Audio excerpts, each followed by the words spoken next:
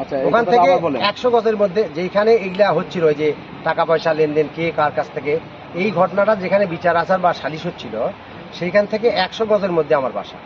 তো আমি বাসা থেকে বের হয়ে আসে ওই সিচুয়েশনের সম্মুখীন হই।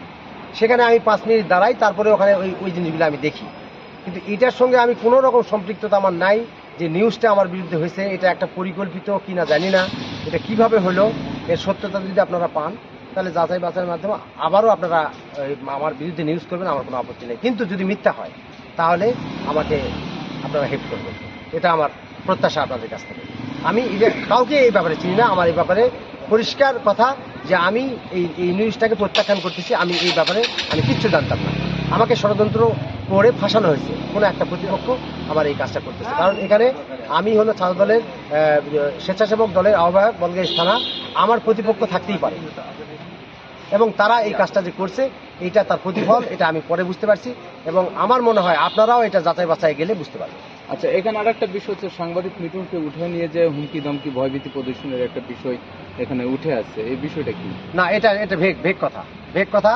কারণ মিঠু যেটা করছে এটা আপনারা এখানে স্থানীয় আমার বাদে, কারণ আমি বললে হয়তো সেটা যুক্তিযুক্ত হবে না, আমার বাদে যারা এখানে আছে তাদের কাছ থেকে মতামতের বাদে জানতে পারবে মিঠু কি অপরাধটা করছিল, আর মিঠু কে, মিঠুর পরিচয়টা কি, মিঠুর বাবার নাম কি, তার গ্রামের বাড়ি কোথায়, অ্যাটসেট্রা আপনারা জানেন, তাহলে তার সম্পর্কে বিস্তারিত পাবেন। না, সে তো সাংবাদিক নাকি?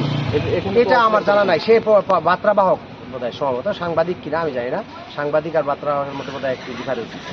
হ্যাঁ, তারা হয়তো বার্তা পাঠায় আপনাদেরকে, কিন্তু আমি জানি যে আমি তাকে চিনতাম না, এক কথায় আমি তাকে চিনি না, স্পেসিফিক আমি তাকে চিনি। আপনি কি তাকে কি কোনো ভয়ভীতি? না, কোনো কিছুই না, সেই বরঞ্চ আমাকে ফাঁসানোর জন্য এগুলা, ওই যে কি যেন বিকাশ নাকি আপনাদের কালবেলা পত্রিকায়, এগুলা এখান থেকে এই জিনিসগুলা করছে।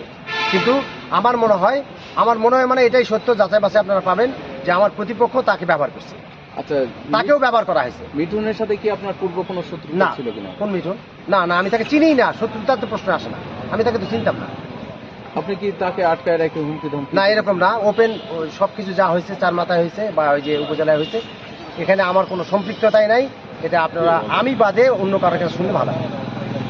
এই বিষয়ে এখন কি চাচ্ছেন আপনি? আমি চাচ্ছিলাম যে এই নিউজটা যদি ভেক হয়, মানে অসত্য হয়, বানোয়াট হয়, কারো মাধ্যমে যদি কেউ মানে প্রভাবিত হয়ে করে, তাহলে আপনারা আমাকে হেল্প করবেন, সেটা যাচাই বাছাইয়ের মধ্যে। আমি বারবার বলতেছিলাম যে আমি যদি কোনো দোষ না করে থাকি তাহলে আপনারা আমাকে হেল্প করেন, আর যদি দোষ করে থাকি সেটা আপনাদের ব্যাপার, যাচাই বাছাই যেটা পাবেন সেটাই। ওকে, ধন্যবাদ।